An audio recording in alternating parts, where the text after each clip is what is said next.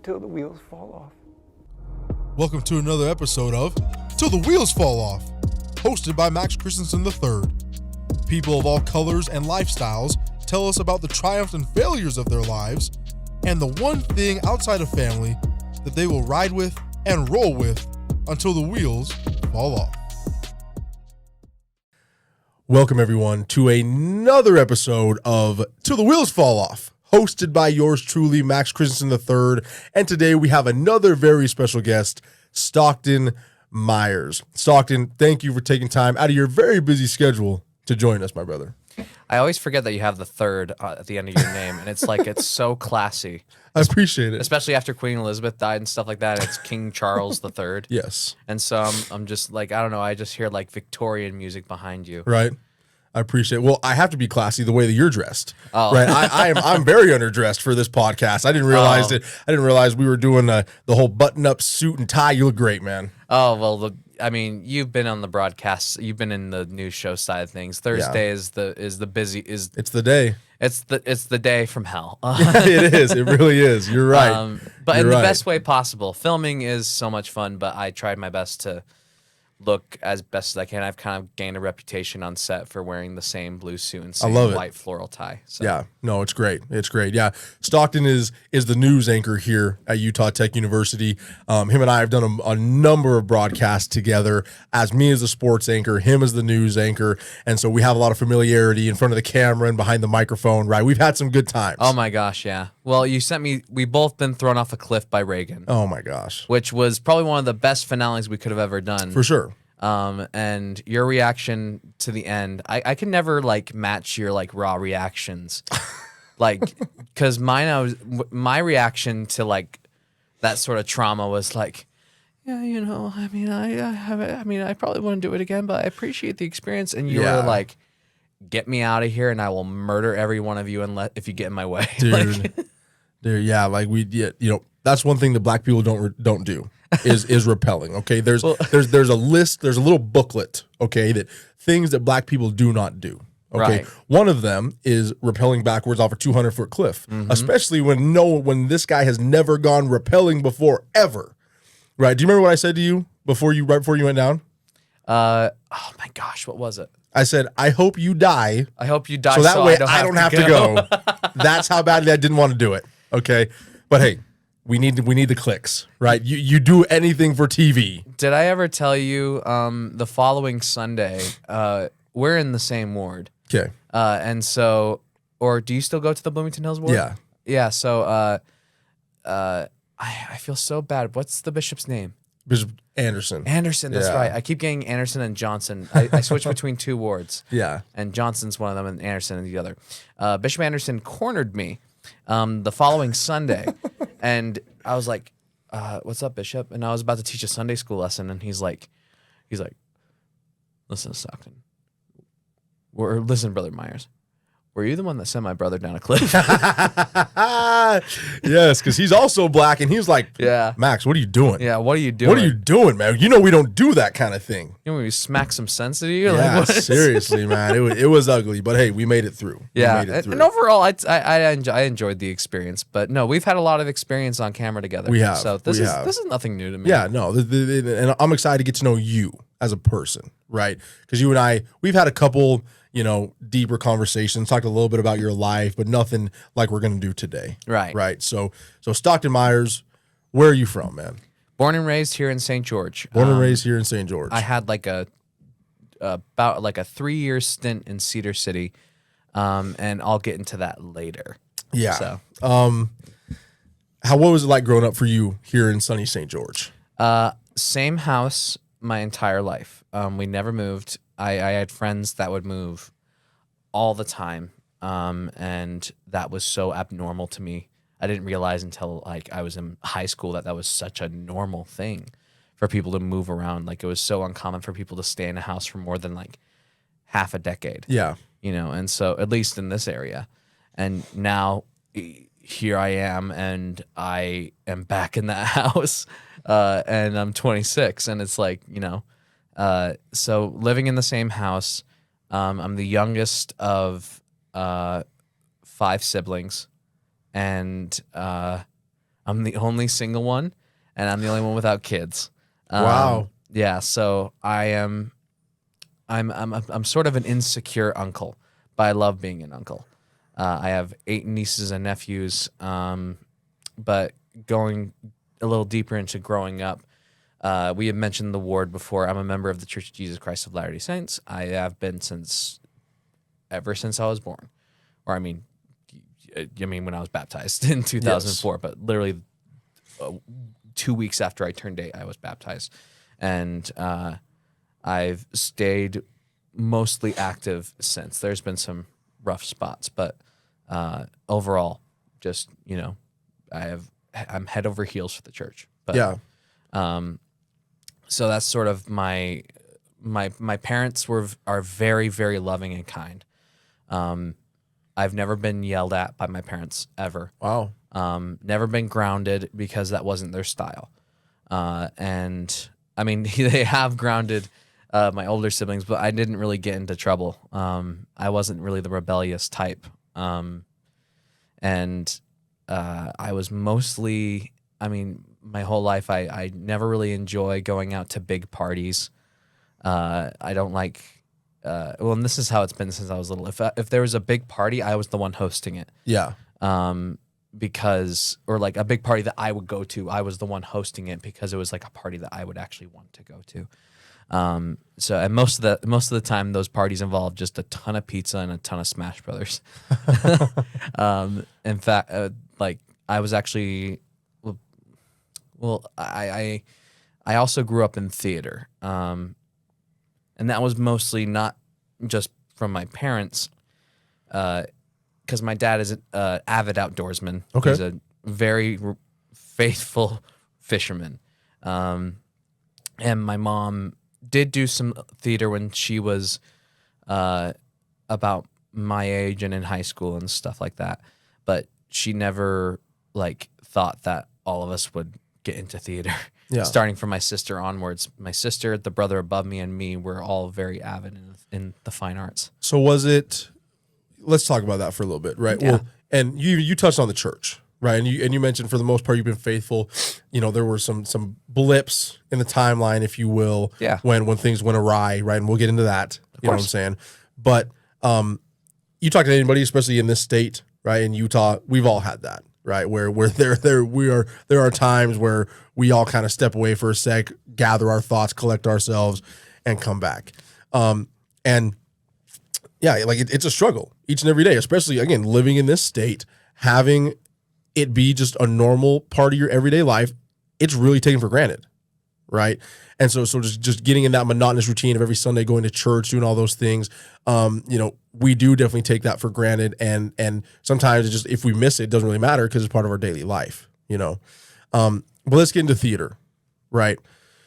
You're a big theater guy, and yes. Well, you and I are actually quite opposites. We're very opposite. Not only black and white, right? I mean, we can put it from a racial standpoint, but even I'm as pretty white as you can get. I'm the big black football player, jock kind of guy, and you're the white theater kid. You know what I'm saying? And it's so cool how we've been able to mesh. You go back and watch some of our broadcasts, and it's like we're able to feed off each other so well because we are literally polar opposites. Yeah.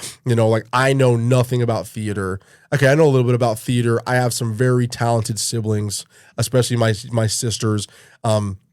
Very amazing singers, both of them. My older sister actually, runs with a play company up in northern Utah, and Really? does plays and musicals and all sorts of things. May I ask what theater? Well, got me on the spot right there. I can't remember the name of the theater. But yeah, she runs with the whole theater group, and they go do a bunch of performances and things like that.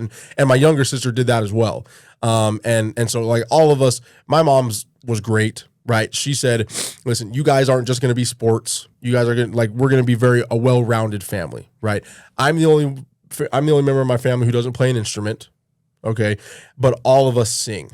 All of us were required to take singing lessons all the way through high. My mom said, hey, if you don't take singing lessons, you can't play football and you can't play basketball. And I'm like, all right, let's get it done. See, we were pretty similar in the same way, but it was piano lessons. Yeah. I mean, I'll let you finish. The or do you want me to go on? Yeah, go ahead. Because I can go on a tangent here. We all got into band class, like starting in intermediate school. So yeah, we had taken piano and stuff like that, but I dropped piano so fast. I don't think any of us actually ended up picking up piano. Like we know how to play scales and that's it. Yeah. But and maybe like Mary Had a Little Lamb and that's it. But all of us ended up picking up an instrument in intermediate school. And I happened to pick up the alto sax. And then like we have like a trombone player and a flute player. My oldest brother is still a very avid drummer. And in fact, he's like in a band with his friends.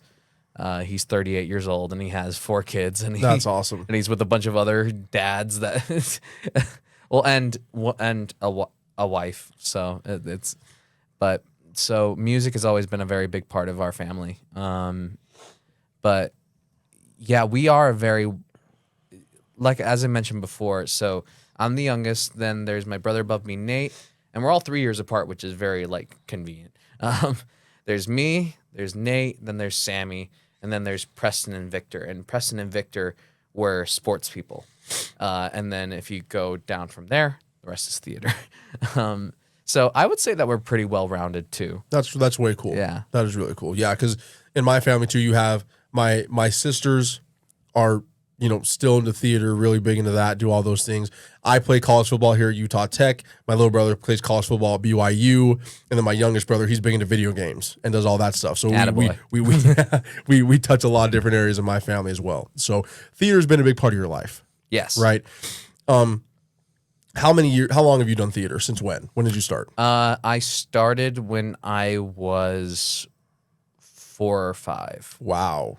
One there's I don't know if this is actually true or not. I may need to ask my mom about this, but I'm pretty sure I was baby Jesus when I was 6 months old. There you go. So hey, you started right out of the womb, pretty much. Yeah, but I think all my siblings were baby Jesus at one point, including my sister. I remember in one of the nativities, I was one of the 3 wise men. So I've been there, done that. Talk to me about theater and the impact it's had on your life from the standpoint of what is the biggest thing you've learned from doing theater, right? How has that impacted your life in the biggest way? I'll say 2 things. The first one is escapism. Being able to abandon your monotonous life for a couple of hours and going and playing a different role. Whether you play that role well or not, it doesn't matter. Because if you believe you're giving it your all and you're taking on this role that's like, it's completely different from what you would do and something you would never do as yourself. It's very enlightening being able to see a different perspective and also being able to just take on a different lifestyle, even if it's just on stage. And the second thing I would have to say is theater, it's very strange because you put in all this work. It's very different from like other mediums like film and television, as in, and you can thank me being a media studies major and studying media theory for this, but TV and movies, up until about the 80s, they'd show up on TV or in theaters, and then they would be there for like a really long time, but then they would go out of the theater and then they're basically in the vault and you don't see them ever unless it's like some sort of like throwback release, like a radio station. But then later they would release like, home video when VHSs came out. Theater is not like that. Theater is, you put in all this work, months of work, all for, at least in community theater here in St. George, about a month at most of performances, and then you stop and you never think about it again, except for the fond memories. So it's like you put in all this work for this thing you're not getting paid for. You're not even sure if people are going to come see it, but it's such a it's such like an adrenaline boost when you get a full house for a bunch of I mean this in the best possible way. Nobodies who come together to put on such an elaborate production. So teamwork, overall like task management and stuff like that. That's one of the biggest things I've learned from theater. And yeah, just love of the fine arts, man. I listen to. I'm very weird in that I listen to orchestras in the car. Wow. Very different from me. Yeah, everyone likes to get things pumped up, but I listen to all kinds of things. It's either orchestra or video game music. That's cool. That's unique. Yeah. I love that, man. Wow. Is that a good answer? I loved it. Yes. Okay, cool. Yes, that's great. Yeah. You said you spent some time up in Cedar City. Yes. Right. You attended SUU for a little bit, correct? Yes, I did. So Stockton, how old are you? I am 26. You're 26. When do you turn 27? So I just barely turned 26. Oh. So it was earlier this month on Wow. September 8th. Yeah. Okay. Well, happy late birthday Thank you. from me and everyone here till the wheels fall off.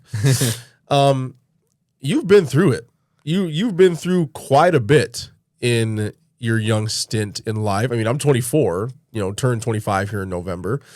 And yeah, like just from some of the, little bits that you've told me about your life, for being 26, you've been through a lot already, right?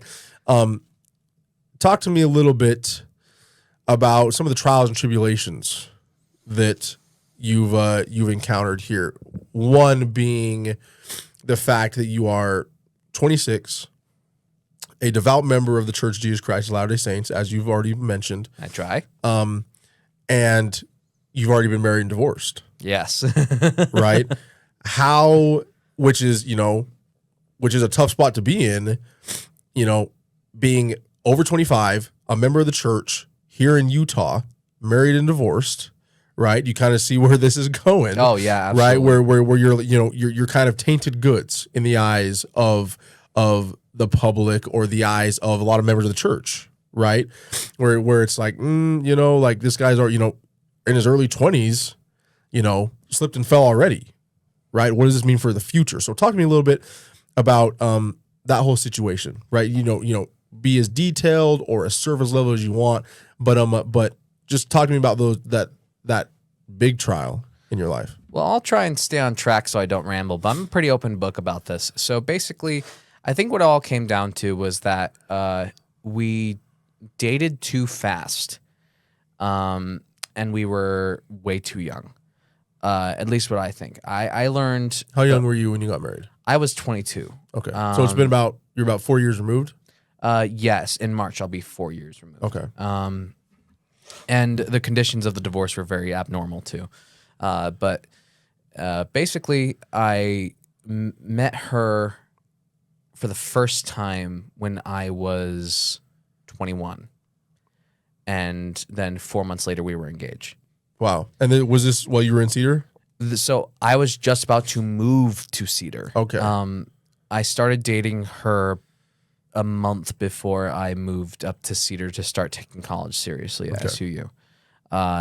And so we started dating. And by the way, one thing I don't regret was one of our first dates was we built a Lego Millennium Falcon together. That's how you know it's true love right there. Golly, okay. Well, it was just so much fun because That's cool. you have no choice but to work together to build Yeah. this ridiculously elaborate thing That is cool. that can take multiple sessions to build. Yes. And so you have no choice but to talk to each other. And I truly thought that she was the one, especially once we went up to Cedar City, because we connected on the fact that we were both going up to SUU. She had a full ride scholarship in opera. And that was like a super rare thing to get. Like they only gave away one of those like a year, not a semester, a year. Yeah, so you have to be really freaking good. Yeah, and she was. I heard her voice for the first time, and as I mentioned, I love the fine arts. And I fell in love instantly. It was one of the most beautiful voices I'd ever heard. Now I could make some cheesy comparison and be like, it was the siren song luring me in. No, it was genuinely like she was a different person when I was dating her than when I married her. In more ways than one. Because right before we got engaged, a couple of like actually this time of year, back in 2017, and excuse me, and then we got married in December of 2017, and it was too much for her in the sense that she was so stressed out with all the planning, because in my family, 3 months or 2 months to plan a wedding is not abnormal, but for them it was. And usually we have a sort of stereotype where, like, not even a stereotype, it's sort of just like a Utah thing where, like, the woman's family has to plan everything for the marriage because the woman's the one who, like, it's their dream to get married. You know what I mean? It's like, oh, like, you know, like the mom's gonna be like, oh, we're gonna make it everything that you want. But and they did. They made an incredible wedding in the end, but it was so rough on her, and she ended up dropping out of school. And Wow. yeah, dropping out of school 2 months after they started. But that was kind of the first red flag that I realized, and I didn't realize until after the divorce happened, was she tended to pick up things and put them back down very fast. She was avid opera, and then she had one bad experience, or multiple bad experiences, I guess, with one teacher at SUU, and dropped out entirely. Didn't even think about changing majors or anything like that. She just dropped it, all school entirely. And so then I was the only one going to school, and she didn't get a job until, like, man, it was like after we got married. So she was just in her little apartment, just not really doing much. And then she would just, like, I guess she was planning the wedding, and that was about it. Yeah. And then once we got married, we lived in a stingy little apartment. And we were there for about a year and 3 months. And then the divorce sadly happened. Or not sadly. It's a good thing that it happened. And yeah, I'm trying to think. There's so much there, and then I'm trying to make sure I don't ramble too much about this.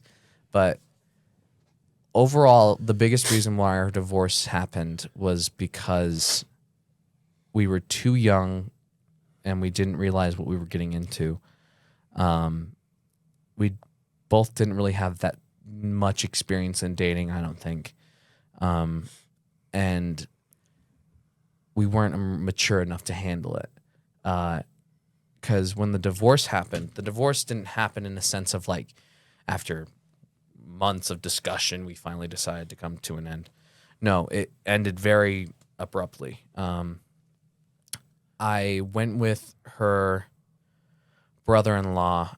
Well, I went with her brother for his birthday. This was like the second year we did this. We went up to Salt Lake to go see a jazz game and go to Benihana's afterwards. And it was sort of a tradition just because it felt really special, because he couldn't eat soy around the house because his mom couldn't eat soy. And so that was like, but that was just sort of like to help her feel good, basically. Yeah. And I totally understand that.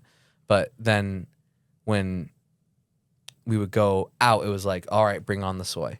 And so we went to, like, one of the most unhealthy places ever, Benihana's. We went to a jazz game, got all kinds of, you know, you got to get, like, popcorn, pretzels, nachos. Of course. You know, whatever the heck you get. And Go then, Jazz, go. Yeah, exactly. Oh, it's a sore topic at the moment. I'm a Rockets fan, so I'm impartial. I'm impartial to the Jazz, even though the Rockets suck too. So Yeah. Oh, everyone has their rough spot. Yeah. But then when we came back from that trip, I had gotten a gift for her from our favorite store at City Creek up north, which, by the way, City Creek is a big old outdoor mall by Temple Square in Salt Lake. It's one of my favorite places to go. it is pretty cool. And she loves this custom soap store that was there. It's called Lush. So I went over there and I got her a soap and a bunch of bath bombs and stuff like that. And we were kind of in a rough spot at that moment. And so I was just like, I want to do good and, like, you know, try and cheer her up in whatever way possible and let her know that I care. So I walk up to my door and she's already there waiting for me. I said, hey, honey, how you doing? And I give her the gift, and she's like, oh, wow. And I'm like, yeah? And she's like, yeah, listen, we need to talk. And she just, I looked around, and I noticed her mom was already there, and there was like I'm like, okay. And she just hands me the apartment key, hands me the mail key. And then we walk inside. All of her stuff is gone, including her clothes, all of her furniture that was hers, except for a few minor things that were too big to carry with just her and her mom. And I found out that basically they took advantage of the fact that I was gone. And instead of just talking to me and being like, hey, like, this isn't working, they just decided to just drop me like a brick. Wow. And that hurt. And in fact, it set me back really, really big. I mentioned before that I was starting to take college seriously in fall of 2017.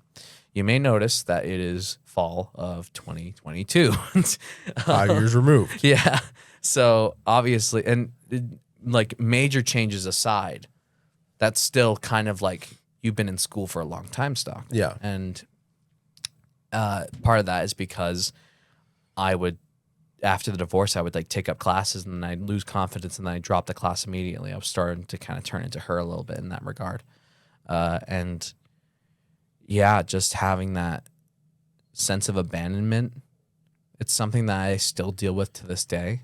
And I'll be honest, I kind of have a trust issue now, like specifically with dating. I now have a list of red flags that some would say are unreasonable that I look out for. But in order to look out for it, I need to go through a ton of different situations with them. Like whenever I'd get sick, she was not very caring. She would get mad at me for sleeping when I was sick. To her, when you're sick, you should still just power through everything. Yeah. Even when you're throwing up. And I would sleep. This is how I get better. I sleep and sleep and sleep. And if I wake up and I still don't feel well, I take a big glass of water, take some medicine, and go back to sleep. And maybe eat some toast. Yeah. Like I hate being sick, and I'm just like, I don't want to be a part of this.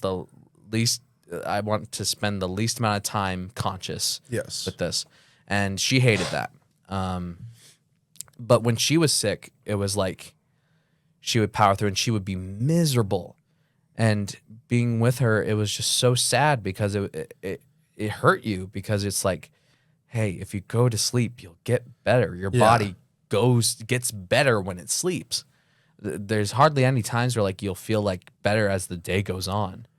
I mean, it does exist, but there's that. And then also she had a thing about zodiac signs. And I know that's like a kind of a weird, I would say that's like it's a very typical like stereotype for like women to be like, oh my gosh, you're a Pisces. You act like such a Pisces. And it's just like, I am not a Pisces. I lied.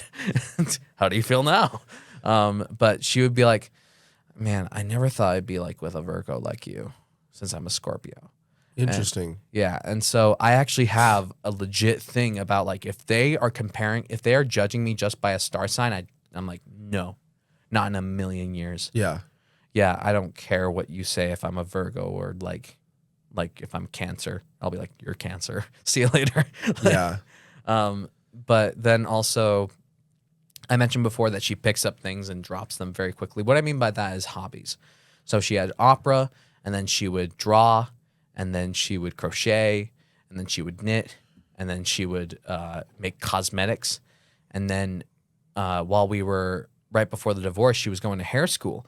And I honestly believed that she was going to drop it, which terrified me because she took out like a $3,000 loan to go to school, which I wanted no part of. I was like, you're paying for this.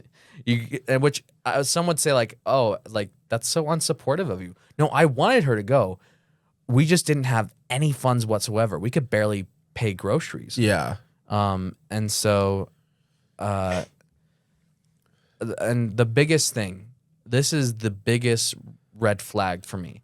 It's how they treat my family. They saw my family, except for my brother-in-law. Honestly, my brother-in-law is the biggest thing that I miss because I never had a little brother, and he had autism. He has autism. It's not like that goes away. Yeah. But it was the most incredible experience getting to know him, and he is, to this day, I believe, like he is gonna like conquer the world in the best way possible. I truly believe that. Yeah. And when he does, I'm gonna just I sadly won't be there to hug him, you know what I mean? But I'm gonna cheer him as hard as I can from the sidelines, no matter where I am. But the just they saw my family as like so abnormal, in the sense that like if we didn't like, let me make an example. So during Christmas, we would open presents at each of the homes on each side of the family. When we were at her house, whenever we'd open up a present, like regardless of like the contents or anything like that, and it was like you have to thank them for every single present, and you have to like wait for a response from them. And if you don't get a response back, you wait like until they think of a response. Wow. And on my side of the family, we have so many members of the family now that it's like, okay, at first, this happens every Christmas. At first, it's like you open up you open up a present, then you open a present, then you open a present, you open a present. But by the end, it's like everyone's just like, it's like For a sure. freaking like fireworks display of wrapping paper and stuff. And she hated that.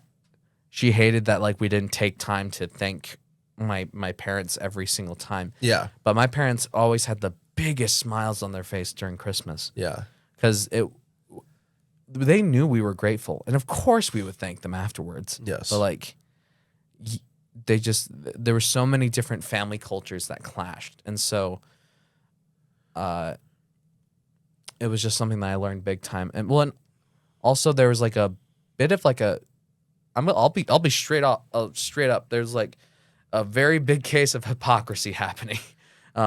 My wife's side of the family would say, parents need to not be as involved in their married children's affairs. And so they would tell my parents that, and then they continue meddling in our affairs. Not my parents, her parents. Yeah. So it was like they were trying to get my parents out of the picture. At least that's what it felt like. And it could be completely different. For sure. But from my side, and I have not seen them at all since March of 2019. But Yeah, and we all see the world through our own perceptions, right? And so Yeah. so of course there's going to be two sides to every story. There's going to be oh, I saw that differently than you did. All those things. Yeah. Right? Let's jump forward a little bit. yes, please. Right. Talk to me a little bit again. 26, member of the church, married and divorced, here in Utah. What has the dating scene been like for you? Right? Like, have you been more timid? Have you been more, I need to focus on myself before I go out and try and find another person to love or to date or do all those things? Or have you just moved ahead full steam ahead and just said, you know what? It is what it is. It's time for me to get back in the game, do all those different things. What is, again, being past 25, you've already been divorced and trying to date here in Utah specifically, I mean, in a town that you grew up in. You're still in the town you grew up in. Yeah. Well, I have found that I have a very bad habit.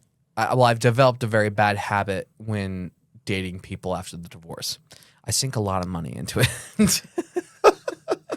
I mean, whenever I get invested into a girl, I really do. I have this bad habit of like investing into them, as in like I'll go on really expensive dates thinking like, oh, they'll be so impressed with me and stuff like that. And I'm not rich, by any means. Yeah. I'm not even considered like rich enough to be poor. Yeah. If the Yeah. it's Well, just, hey, let me tell you this much, man. I have spent way too much money on other people's wives. yeah, You know, exactly. Yeah. So I feel you on that one. Oh. And so yeah, because in the moment you're like, oh man, like this is it. This is what I need to do to impress her. Like, I mean, it's not all about money, right? But it's Yeah, it's just not. just like the things you do, right? Well, and you want them to know that you care. Yeah. And so it's like you want them to have a great experience and stuff like that. But I found that yes, I was investing a lot of money into these girls trying to make sure they had a good time, but they in the end they just didn't like who I was.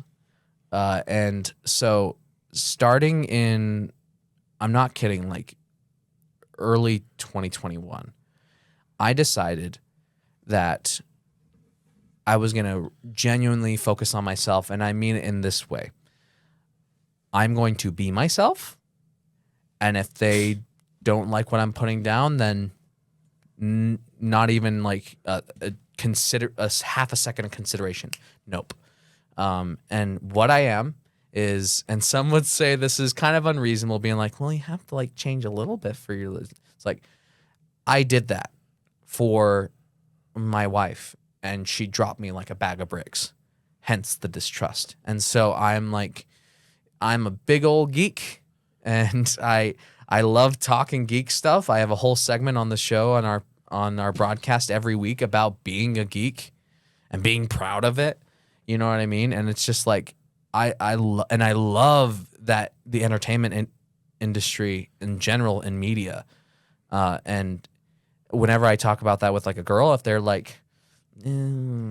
And I'm like, oh, really? And so it's just like before they can even consider dropping me, I'm like, no. Yeah. But that also is to say I have not seriously dated someone since the divorce. I've tried to.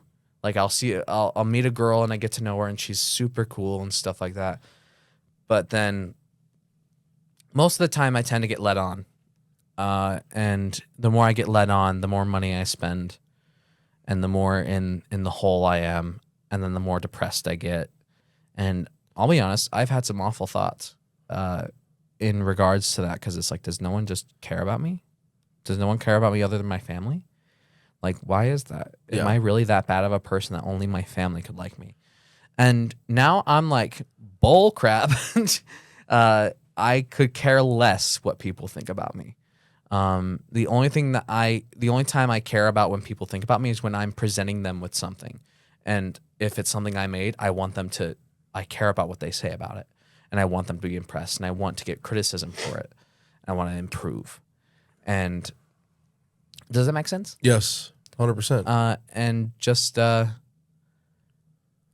I mean, I guess, and my mom, bless her heart, she genuinely wants me to try dating again. And I right now, at least until I graduate, I just can't do it because if I invest myself, if I try to take on that as well, there's no way I'm going to make it through college because I have such a hard time developing a career and a relationship at the same time. And that's just a fault in my eyes for me. But yeah, does that answer all your questions? Yes. No, that's been great. That is a great answer. And yeah, I can't imagine the struggle of trying, because like I've had my struggles with dating, right? Like, I mean, girlfriends falling off and things not working out. And it's tough for me to even get back into the game, and fully invest myself into, someone and, have all the trust and the love and things like that. I can't imagine coming off a divorce and trying to weave my way back into that. So I definitely applaud you for even making any kind of an effort, I will say I had one moment the other day actually that I was like, and it'll be very funny if she's actually listened to this because she'll know exactly who it is. But there was a girl I've been kind of interested in. There was a girl I was kind of interested in. You wouldn't believe it. But no, I was kind of interested in her when I joined Sun News, and that was back in spring of this year. Yeah. And I just thought she was so intelligent and bold, and just, and so I was just like, man, like I would love to just go out with her like once, you know what I mean? And so recently I was actually kind of trying to muster up the courage to actually just be like, hey, you want to go grab a drink? Yeah. And when I say drink, I mean a soda. I'm very boring that way. Well, maybe You're not going to take it to Station 1. Yeah, no, the one and only. Yeah, There you no, no. I was just gonna be like, let's go get like an ice cream or something like that after a long day's work or whatever. And then in one of our classes, we were working together on something, and she was talking to another member of Sun News, and they were talking about their relationships. And then she was just talking about they were talking about first off, they were saying man,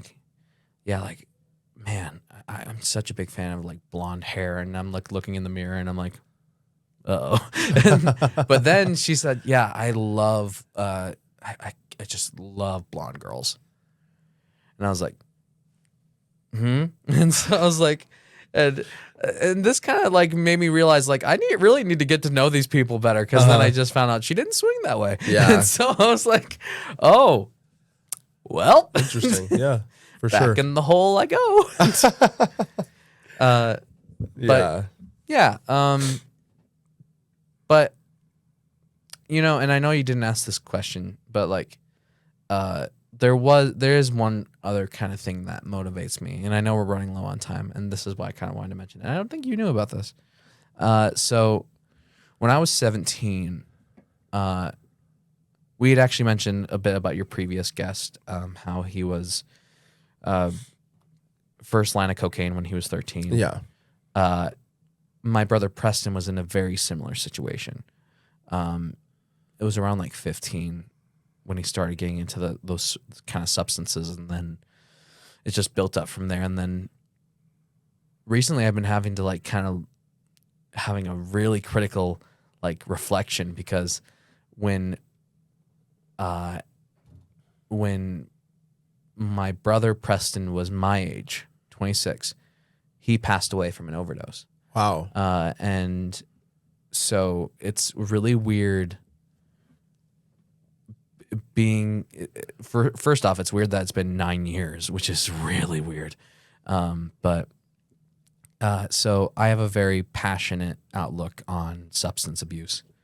And like I understand that people get into like, they have very unique situations that get them into that sort of thing, whether it's peer pressure or just some mental things and they just want to take off the edge. But for me, it's like I can't even imagine accepting something like that, because I've been through that. Yeah. But heck, the only medication I take is like a anxiety medication, and Yeah. that's about it. But funny enough, that anxiety medication came from, my brother passing away. Yeah.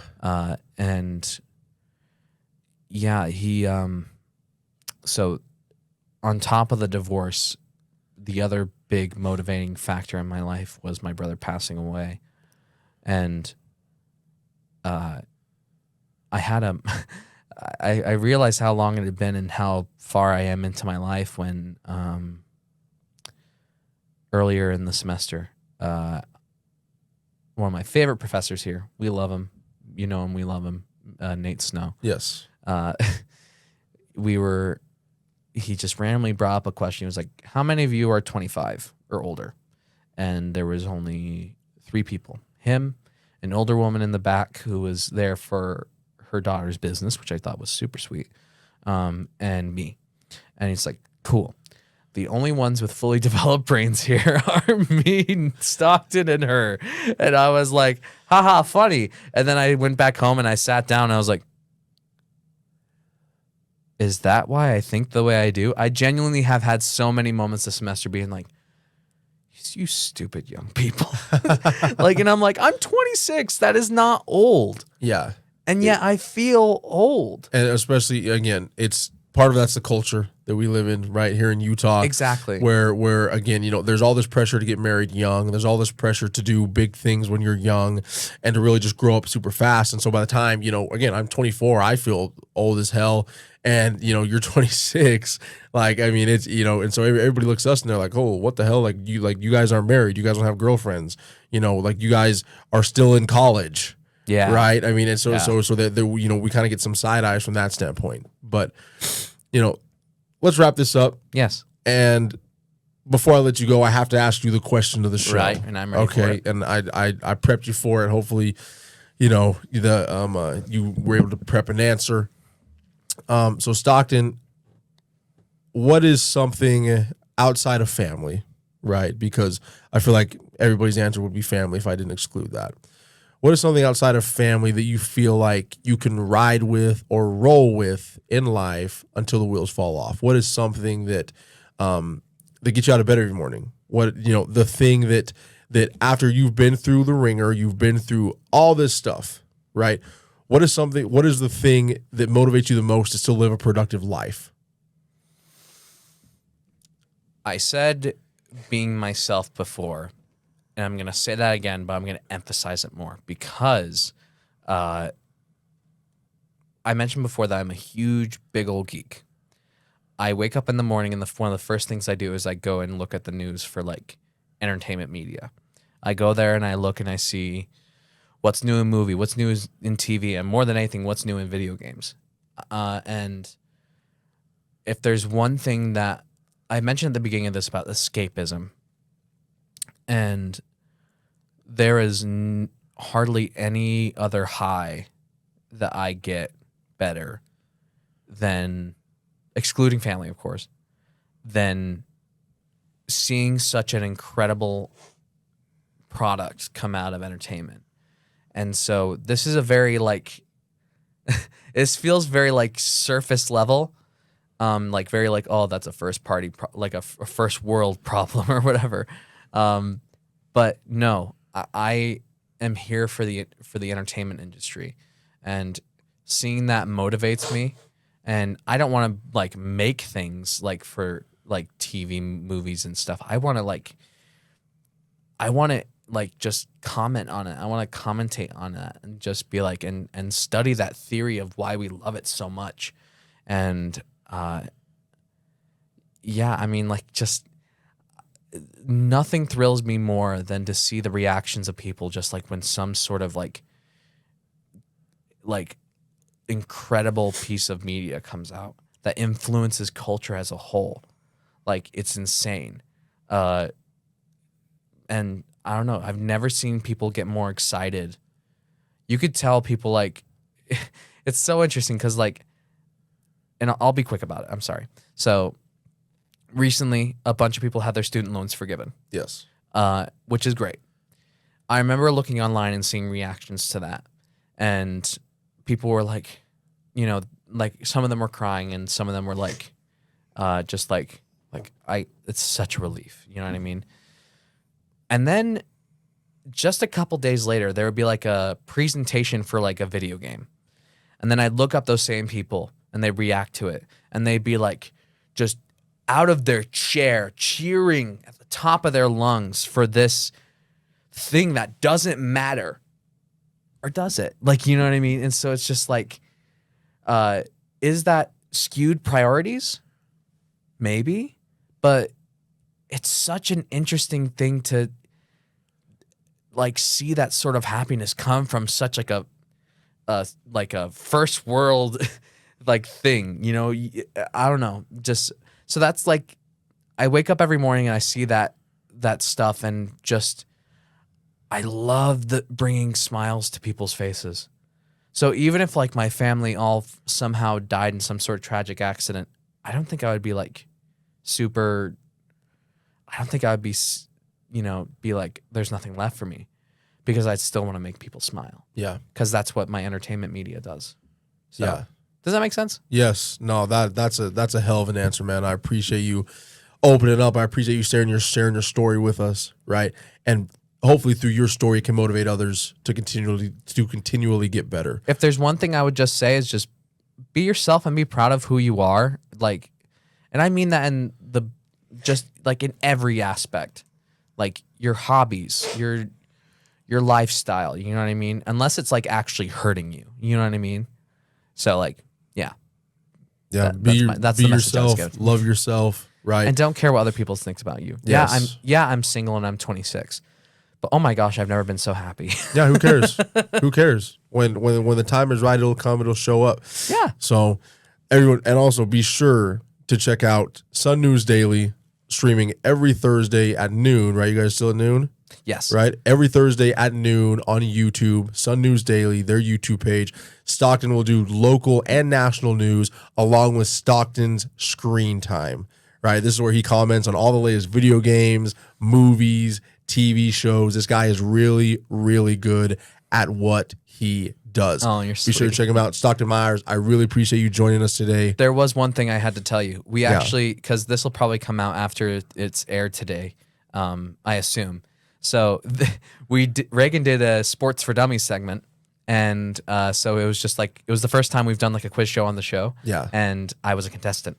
And so guess who actually won the sports trivia Did you win show? it? I won it. Oh my gosh. So you've gotten better since I've been on there. Well, yeah, I guess. So I was like, Max would be so No, that's proud. great, dude. I love that. That is so awesome. So again, my man, thank you for being so vulnerable with us today. Thank you for sharing your story that humanizes all of us and can teach all of us great lessons. Be sure to continue to tune in with us next time on Till the Wheels Fall Off, hosted by yours truly, Max Christensen III. Every single episode, we have amazing guests like Stockton Myers. They can teach us all how to live, how to be motivated, how to bounce back from tragedy and adversity. Everyone out there, keep going. We love you. Tune in next time. Let's just ride till the wheels fall off. Till the wheels fall off. We gon' ride, we gon' ride, we gon' ride till the wheels fall off. Until the wheels fall off. This has been another episode of Till the Wheels Fall Off, hosted by Max Christensen III. Join us next time to hear more stories of life and passion, along with words of wisdom we can all learn from.